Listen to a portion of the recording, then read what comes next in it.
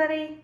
This is Liz Emis, your Minister of Education. I hope that whatever day you follow upon this video, that it is beautiful.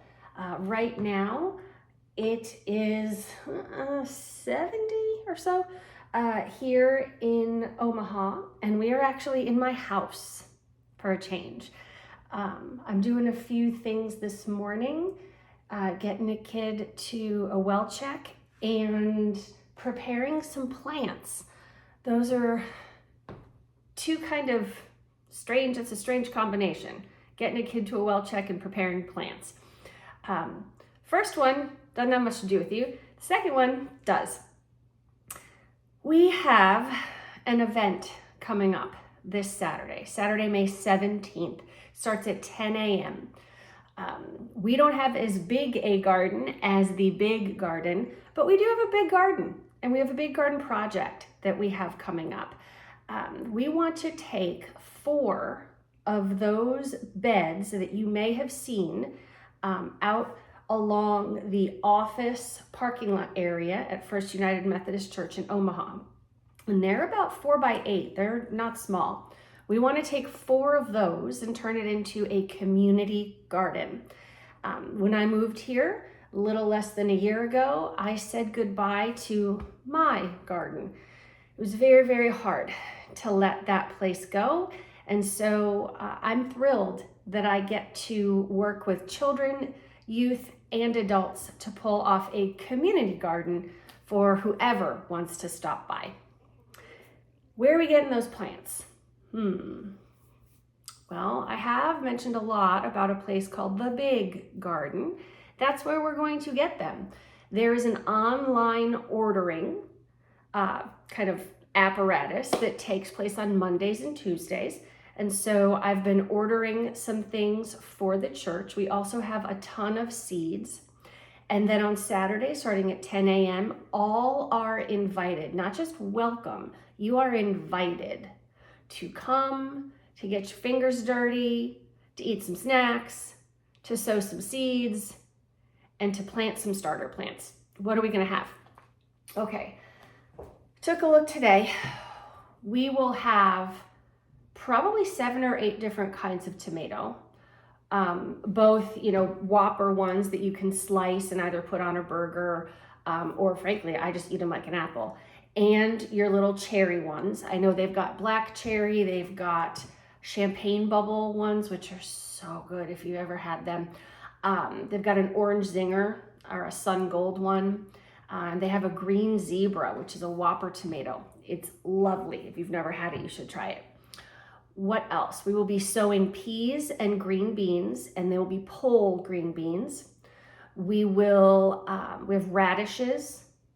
We're gonna have a number of wildflowers, marigolds, zinnias, coneflowers, salvia, you name it.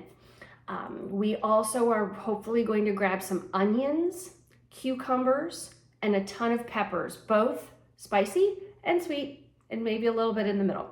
We'll have some snackable ones, and then we'll have some bigger ones that you could stuff and do stuffed peppers with once they're ready. To give you a glimpse of what we will have in store, I have a bunch of plants that I have been watering the last couple of days to prepare for our event. So I'm going to pick you up and walk you over here, okay? All right, here we go. So yeah, as we do this, we want to ask ourselves, what kinds of gardens are we sowing? And not just plant life, but all life. I've got basil, there's some beautiful lavender here. My parsley is perking up. I've got some dill. There's some gorgeous lemon thyme. Over here, I have a slew of tomatoes, lettuces, and peppers. Now these are all starter plants, some of which will be in our big garden on site at FUMC. You'll also see some pole beans. They're starting to stand up beautifully. Here's a shallot. I'm very excited about that. And here are a slew of cucumbers, pea shoots, more cucumbers. And of course, my son wanted that beautiful yellow raspberry plant. We're gonna find a place to put that one.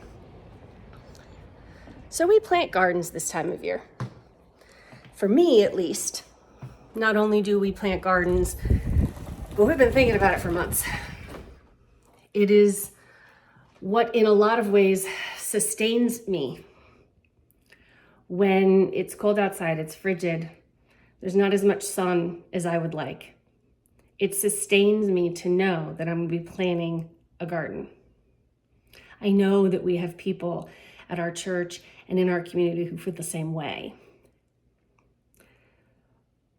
Why does it do that for us? I imagine, if we could wonder about that for a little bit, I imagine that the reason that it does that for us is because we all need watering.